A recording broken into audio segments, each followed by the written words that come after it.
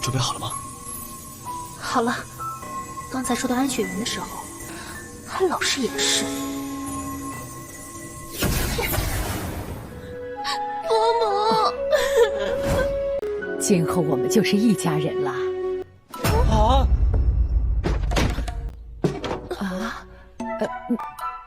这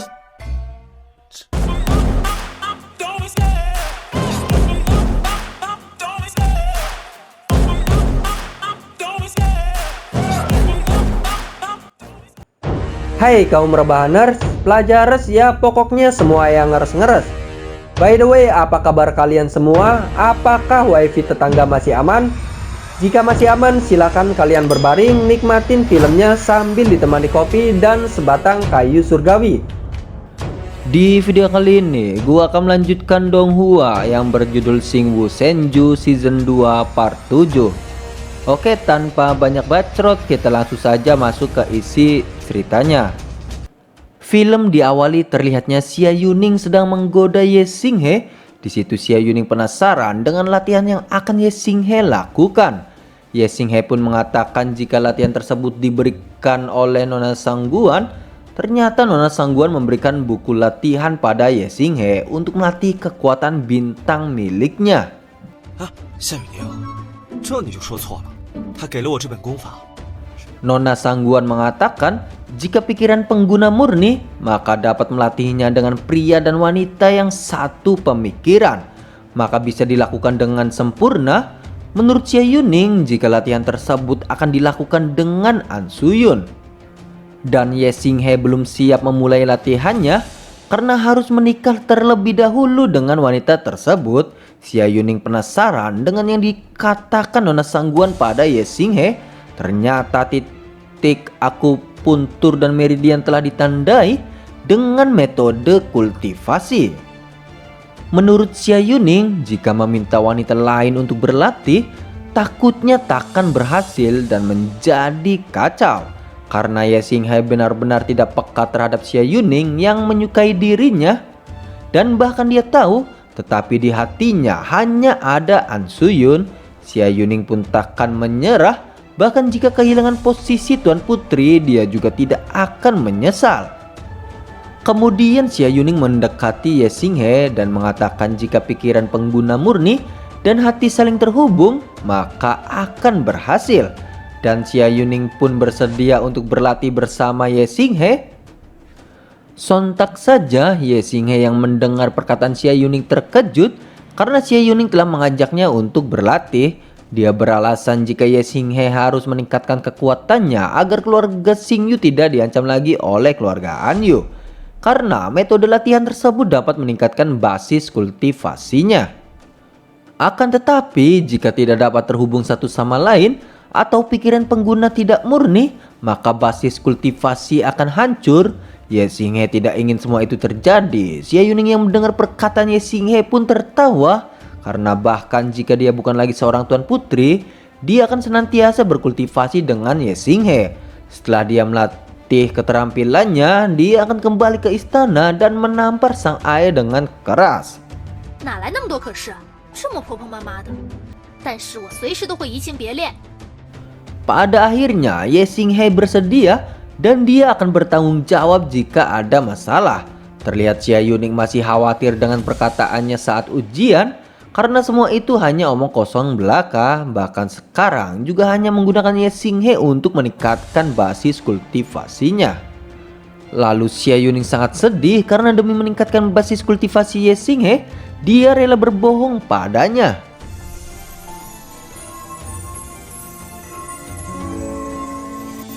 准备好了吗？好了，刚才说到安雪云的时候，还老是掩饰。 Saat mereka meningkatkan basis kultivasinya, mereka telah gagal karena Ye Xinghe terus saja memikirkan An Suyun. Tetapi Ye Xinghe mengelak karena dia sangat fokus dengan latihannya. Lalu menurut Ye Xinghe, jika mungkin karena percobaan pertama jadi agak grogi, dia memilih berkultivasi dengan Xia Yuning, melakukannya dengan sepenuh hati. Tetapi Ye Xinghe masih khawatir jika saat kultivasi terjadi bahaya. Ye Xinghe akan merasa bersalah pada Xie Yuning, lalu mereka pun akan mencobanya setelah pikiran dan hatinya merasa tenang. 这次一定成功。 Lanjut cerita, keesokan harinya Ye Xinghe akan makan bersama dengan keluarga, dan dalam waktu semalam dia menyadari keterampilan baru yang disebut serangan roh surgawi mampu mengenai jiwa lawan secara langsung. Kekuatan tersebut jauh lebih kuat dari serangan pembunuh surgawi, serangan mata surgawi, dan juga serangan naga surgawi. Jika terus berlatih dalam beberapa bulan, dia bisa menerobos surgawi tingkat 8. Lalu pada saat itu dia tidak perlu lagi takut pada keluarga Anyu. Bahkan jika Patriark Liang Xiang datang dengan kekuatan yang dimilikinya dan ditambah Baya, maka akan bisa melawan Patriark Liang. Setelah itu Ye Xinghe terkejut dengan menu yang ada di meja. Menurut sang ayah, jika itu semua karena penjualan di 3 tambang dan ditambah dengan giok ungu dan esensi salju, serta makanan yang diantarkan oleh Liang Yu. Terlihat Xie Yuning tidak enak jika dia ikut makan dengan keluarga Ye Xinghe. Akan tetapi Ye Xinghe memaksa untuk Xie Yuning makan bersamanya. Di situ juga ibu Ye Xinghe mengizinkan Xie Yuning untuk makan karena Xie Yuning telah banyak membantu keluarga Xingyu. 我们这里粗茶淡饭，你肯定吃不惯吧？ 伯母做的东西很好吃。 Menurut sang ibu, jika Ye Xinghe meskipun baik ke orang lain, terkadang dia juga sangat keras kepala, maka dari itu Xie Yuning harus sabar menghadapinya. Lanjut cerita, sang ayah menyinggung perjanjian dengan Komandan Hong. Perjanjian antara Ye Xinghe dengan sang komandan tidak bisa diabaikan, karena sang komandan adalah pasukan kekaisaran. 对了，小姑娘， Setelah itu ibu Ye Xinghe menanyakan terkait pengusiran Xie Yuning. Ternyata ibu Xie Yuning telah meninggal ketika dia masih kecil. Sejak saat itu dia jarang bertemu dengan sang ayah dan tidak tahu kegiatan yang selalu dilakukannya. Dan kemungkinan sang ayah juga malas mengurus Xie Yuning. 每天都不见人影，估计是我爹看我厌烦，嫌我丢脸。 Setelah itu keluarga Ye Xinghe mengharapkan Xie Yuning untuk menjadi bagian dari keluarganya dan akan menikahkan Xie Yuning dengan Ye Xinghe. 伯母， 今后我们就是一家人了。 啊！ 这 Lalu menurut Ye Xinghe, jika Xie Yuning telah banyak berkorban untuknya, dia sudah seharusnya untuk membalas budi untuk Xie Yuning. Akan tetapi Ye Xinghe masih memikirkan An Suyun karena dia juga datang ke keluarga An Yu untuk menyelamatkan keluarga Xing Yu meski ada tekanan besar dari keluarganya. Setelah itu Xie Yuning menegaskan jika semua itu hanya salah paham karena mereka hanyalah teman biasa. Lanjut cerita, Ye Xinghe dan Xie Yuning sedang mencari udara segar. Menurut Xie Yuning, jika Ye Xinghe suka pada An Suyun karena dia banyak melakukan hal untuk Ye Xinghe, dan kondisi An Suyun yang sedang mengkhawatirkan dan dia dan adiknya selalu tertindas serta ibu mereka telah meninggal. Itulah alasannya kenapa keluarga Tian Heng selalu menindasnya, dan alasan mengapa An Suyun diberi jabatan tinggi karena keluarga Tian Heng ingin menikahkannya dengan tuan muda keluarga bangsawan dari ibu kota. Dan Xie Yuning sejak kecil selalu tinggal di istana. Dia berencana untuk berkeliling ke benua untuk mencari kekuatan sehingga dia bisa membuktikannya pada sang ayah. Ternyata itu adalah mimpinya sejak kecil. 夏雨宁， Lalu mulai sekarang keluarga Xingyu akan selalu menjadi rumah Xie Yuning. Dan Xie Yuning pun iri padanya karena kedua orang tua Ye Xinghe selalu ada untuknya. Dan dia sejak kecil selalu sendirian. Dia sudah terbiasa dengan hidup menyendiri. Dia juga akan hidup bebas berkelana mencari kekuatan. 从今往后，我夏雨宁 Menurut Ye Xinghe, dia tidak peduli dengan yang dilakukan Xie Yuning dan dia akan membantu mewujudkannya. Akan tetapi Xie Yuning ternyata hanya ingin tinggal di desa terpencil dan memiliki keluarga seperti keluarga Xingyu. 你该怎么帮我实现呢？ Lanjut cerita, Ye Xinghe menemui Ying Yang karena ada seseorang yang ingin bertemu dengan Ye Xinghe. Dia adalah Suyan, adik An Suyun.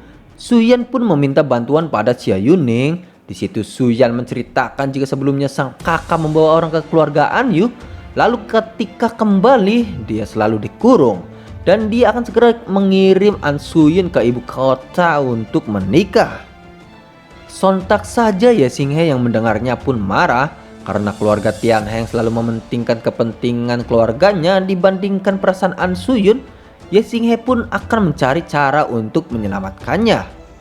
雨宁姐，你不是郡主吗？ Lalu Xia Yuning meminta maaf pada Suyan karena dia sekarang bukan tuan putri lagi karena sang ayah sudah mengusirnya. Pada akhirnya Ye Xinghe akan membalas semua pengorbanan An Suyun. Ye Xinghe sudah memikirkannya dengan matang karena demi dia An Suyun membawa orang untuk pergi keluarga An Yu untuk membantunya karena laki-laki harus bertanggung jawab. Jika dia terus mundur, dia akan malu pada An Suyun. Ketika hanya saudara seperti Lin Hong yang akan membelanya, dan jika Ye Xinghe mundur, hanya diam saat Suyun menderita, dia akan sangat kecewa. Setelah itu, Xia Yuning pun akan membantu Ye Xinghe, akan tetapi dia mempunyai satu permintaan bahwa Ye Xinghe harus mengajaknya ke keluarga Tian Heng. 若是他真的退缩了，就不是我倾心的那个叶星河了。但是我只有一个要求，那就是不要把我扔下。 好，那我们就一起去，我们就得好好筹划一下。 Lalu Xia Yuning menyuruh Suyan tinggal di keluarga Xingyu.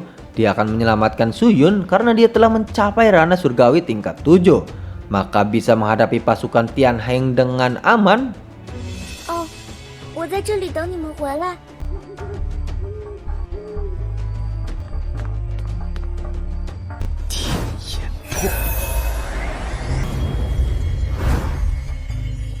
Scene berpindah, Ye Xinghe dan Xia Yuning berada di kediaman Tian Heng. Terlihat banyak sekali penjaga, kekuatannya juga tidak rendah. Salah satunya praktisi surgawi tingkat 7. Dan mereka pun harus berhati-hati karena kediaman Tian Heng dijaga sangat ketat. Setidaknya ada 10 orang di atas ranah surgawi yang menjaganya.